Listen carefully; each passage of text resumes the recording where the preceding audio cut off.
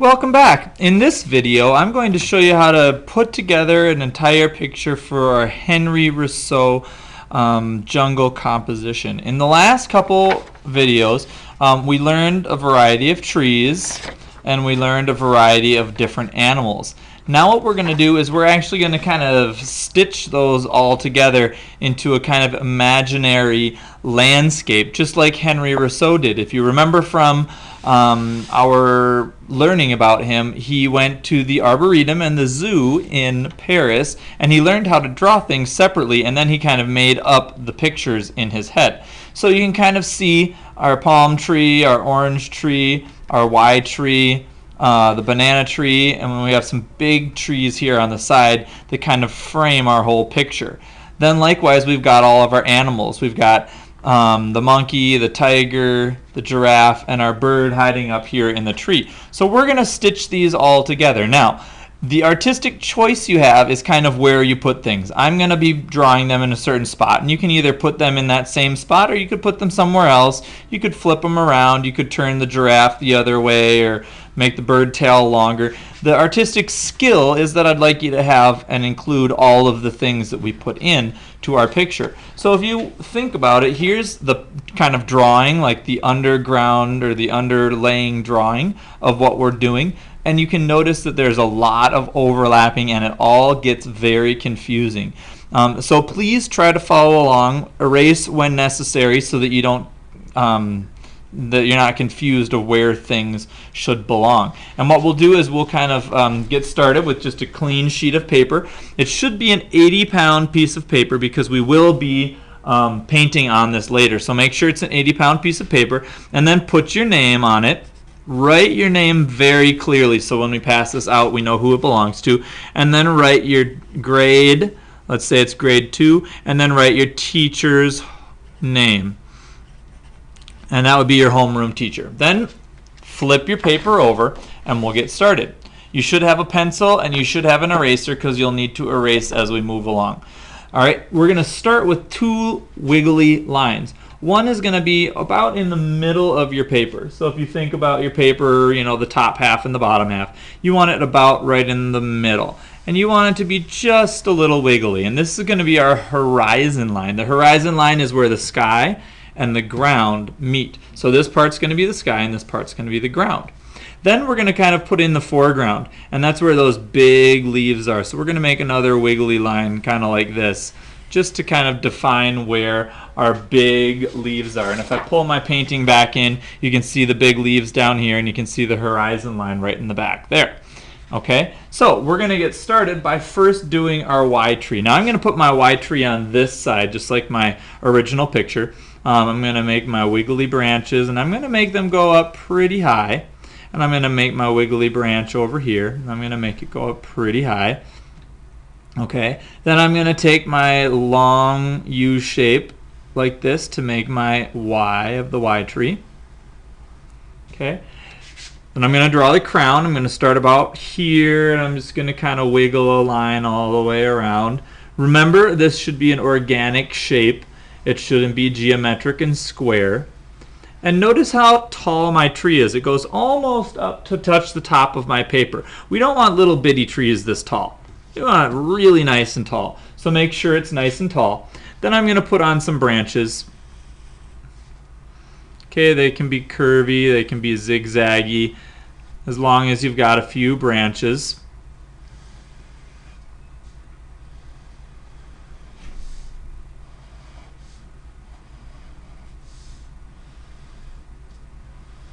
So there are my branches.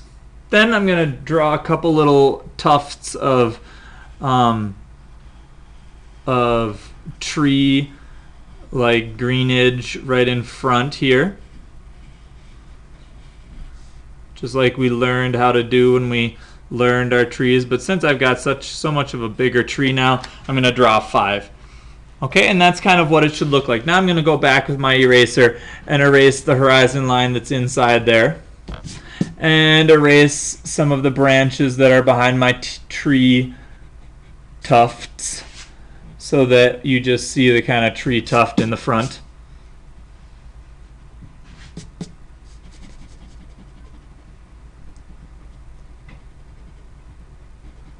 just like that. Okay, now we're set up to draw our next tree.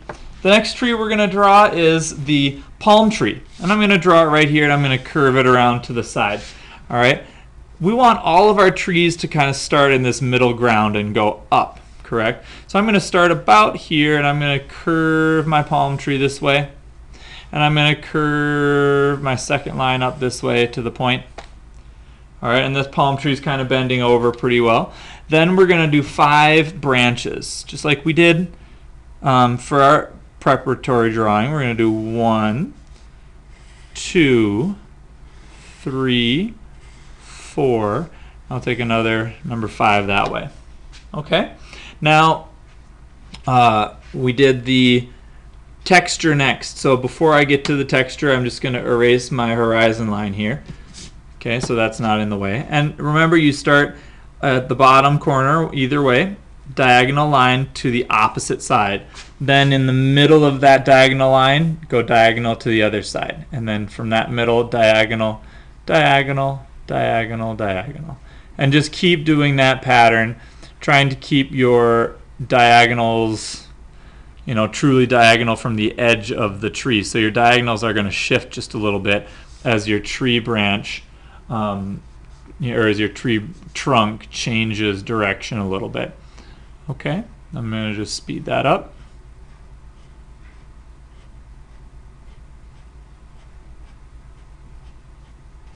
Okay, now for the palm fronds on the branches, remember we said curved lines kind of in a zigzag shape, like that. Now already our page is getting pretty full, and you can see that we're going to have to overlap here pretty soon.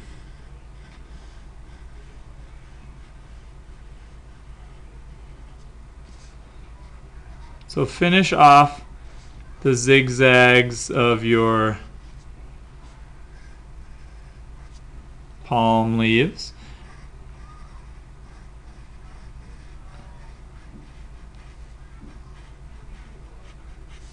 Okay, so there's my palm tree.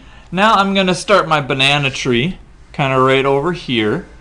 All right, now don't forget, in our final picture, we're going to have these big trees on either side to kind of frame the picture in. So we are going to have to overlap. So some of your banana tree or whatever tree you put near the side might get a little lost. But I'm just going to not think about that too much now. I'm just going to do my large kind of vertical triangle. Okay, and then we said the banana tree was going to have 5 big leaves, right? So I'm going to do 1 here, 2 here, 3, 4, and the 5th one, remember, was kind of coming straight out the top. All right, then we did the leaves, and we said it started about here, and we did the curved shape like that. And this one, same thing, curved shape over. And if it overlaps, great. If not, that's okay too. And curve out, curve in. Curve out, curve in. Same thing, curve out, curve in. If it has to overlap, great. If not, that's fine too. And the last leaf on the top was a U shape with a straight line at the top. Okay, and then a curvy leaf pointing down like that, so it was overlapped. And then we made sure we put in the veins. Okay, we put a straight line in for the vein and did our staggered pattern. And straight line with a staggered pattern. Straight line with a staggered pattern. And straight line with a staggered pattern. And this one, we said this line should go pretty much straight up and then come down the other side, and try to have a little bit of the pattern on the front and a little bit of the pattern on the back, so you can kind of see both of them. Okay, then before I go too much further, I want to erase the horizon line behind here and get the kind of palm texture from the diagonal lines here up on the top of the banana tree, because remember we said it was just kind of at the top, but the leaves got so big that down here on the trunk you couldn't really see that. And now we need to put in the bananas. Knowing that this kind of half over here is going to get taken up by my other tree, I'm just going to put one bunch on this side, and I'm going to put the 2 bunches of bananas on this side. Okay, so there's my little branches where the bananas are going to hang. Remember we said they were kind of like a heart shape, and that they had a zigzag line, and a zigzag line like that, and then those zigzag lines were kind of connected by the actual bananas, and that sometimes you could see that they were a little rounded and sometimes they might look a little more straight. So there's the banana bunch, and then you're going to do a banana bunch on the other side as well.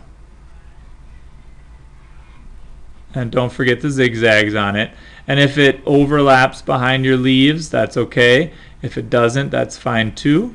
Okay, and everybody's picture is going to look a little different, and that's great. That's what we want. That's called artistic choice, because everything's being, everyone's making their own choices about how their painting is going to look, and that's what we want. Okay, so as you finish your bananas, it should look something like that. All right, and then we have our last tree, our orange tree, and we're going to put I'm going to put my orange tree kind of right here because that's where I have room left. If you've got to put it somewhere else, put it where you can make it. Okay, from here, I'm going to do a tall, thin branch, and I'm going to make sure that I kind of overlap underneath over that direction towards my banana tree. And remember we said the orange tree has kind of like one single trunk and then kind of branches off a bunch of ways, so there's enough area for the fruit. So I'm going to start branching it off about there, almost like a Y tree, and I'm going to bring it over this way, and I'm actually going to put another branch right there in just a bit. But here's my kind of general Y right behind there. And then I'm going to start making the smaller branches. So here's my branch this way. I'm going to put another branch here. I'm going to take another branch this way and put it kind of up behind my palm tree. And this is going to be a little on the hard side of life because it's our last tree. You might have to have some difficulty overlapping things. So do the best you can with it. Make sure you have some nice branches that you are going to be able to make later and use later to put on your orange tree or oranges onto the branches.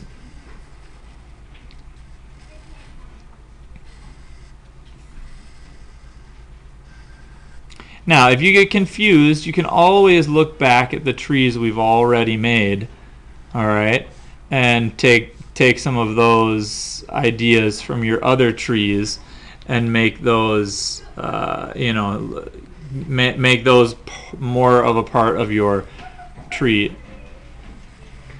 Okay, so there you can kind of see all my branches hiding behind there. And then I know that I'm going to put my monkey kind of right in the middle there. So I'm going to make another special branch that's just for him. I'm going to put it right from here, and I'm going to curve it down this way so that I can put him hanging right there. Okay, so I highly suggest you put a branch in somewhere that's lower, that's got some space around it, so you can put your monkey in there later.